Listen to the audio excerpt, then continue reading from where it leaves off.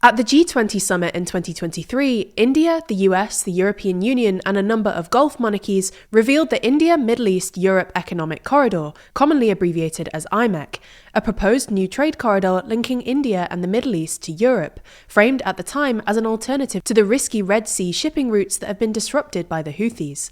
But as well as offering a more secure trade route across the Arabian Peninsula, IMEC, which runs from India and the UAE through Saudi Arabia, Jordan and Israel to Greece, Italy and France, was also framed, at least by its Western members, as a potential rival to China's Belt and Road Initiative. The project has been delayed by the Gaza war, but with a peace deal on the horizon, there's been some suggestion that the US could revive the project when it takes over the G20 presidency in December, on the grounds that it could advance the US's strategic and trade interests in the region and even help stabilize the Middle East. So in this video, we'll explain the planned IMEC corridor, its geopolitical implications, and whether a US-backed Belt and Road Initiative could work.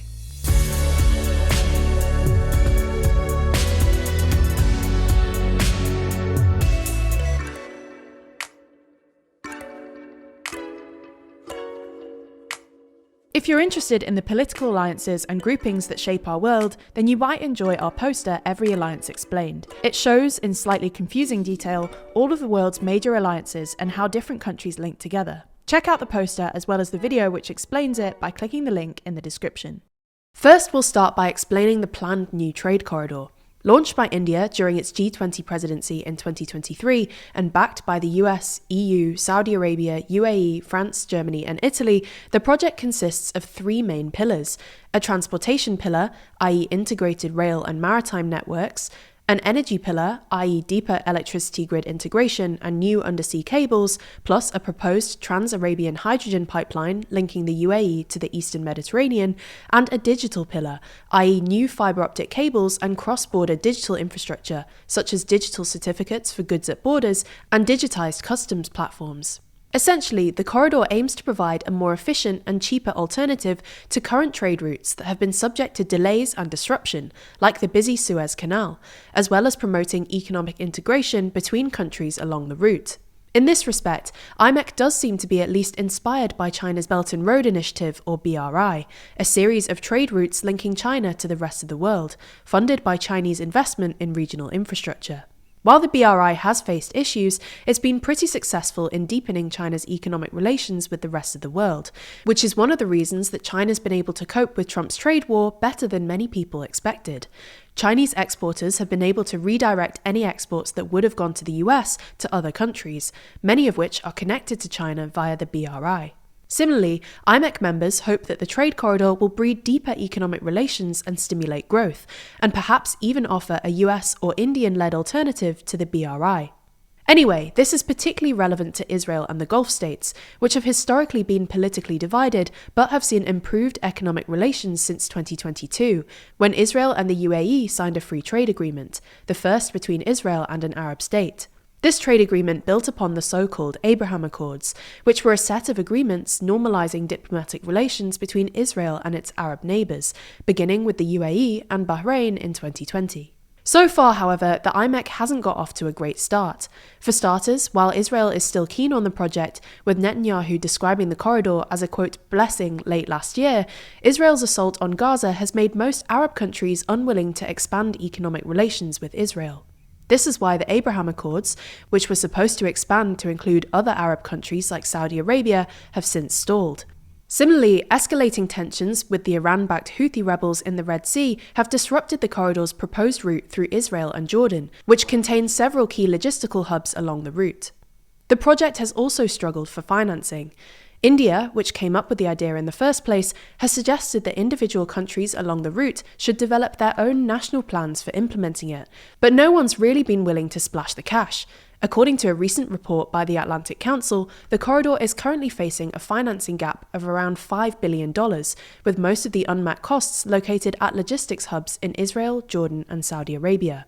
There was also a lot of talk about so-called public-private partnerships, with the idea being that the relevant governments would use public money to encourage companies to invest private money. In practice, this usually means a government giving companies certain guarantees to make investment more attractive, saying stuff like, "We'll split the investment with you," or "We promise that if the Houthis blow up your port, we'll cover the costs."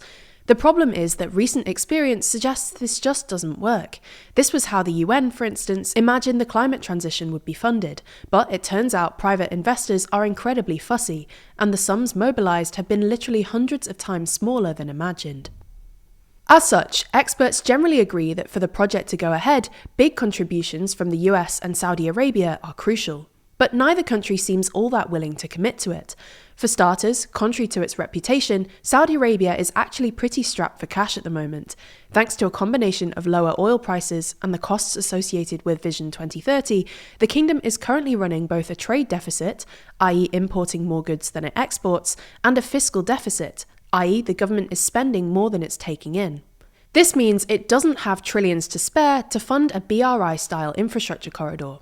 China, on the other hand, runs persistent and massive surpluses, and the BRI is a way for China to essentially recycle those surpluses by reinvesting in nearby countries. When it comes to the US, while the Biden administration was originally pretty keen on the project, largely because they saw it as a way of peeling traditional allies away from China and the BRI, Trump doesn't seem that fussed. This is presumably because he's, busy with other things at the moment, but also because the corridor doesn't benefit the US directly, and he's currently not on great terms with India. Nonetheless, it's the sort of eye-catching mega-project that you'd expect Trump to like, and he did sound optimistic about it at the beginning of his term, describing it as one of the greatest trade routes in all of history back in February. If a peace deal in Gaza allows Trump to rediscover his enthusiasm for IMEC, the US could use its upcoming G20 presidency in 2026 to establish a central coordinating body to mobilize capital and coordinate multilateral action. In the best-case scenario, IMEC could help stabilize the Middle East, provide an alternative to the BRI, and stimulate economic growth across the region.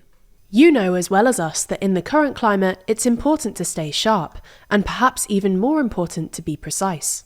Well, our sponsor this week, Henson Shaving, know this better than anyone, and take pride in their precision. That's because their razor perfectly holds the blade at a 30-degree angle, and extends at only 0.0013 inches, less than the width of a human hair, which means incredibly tight tolerances, very high standards, and superb precision.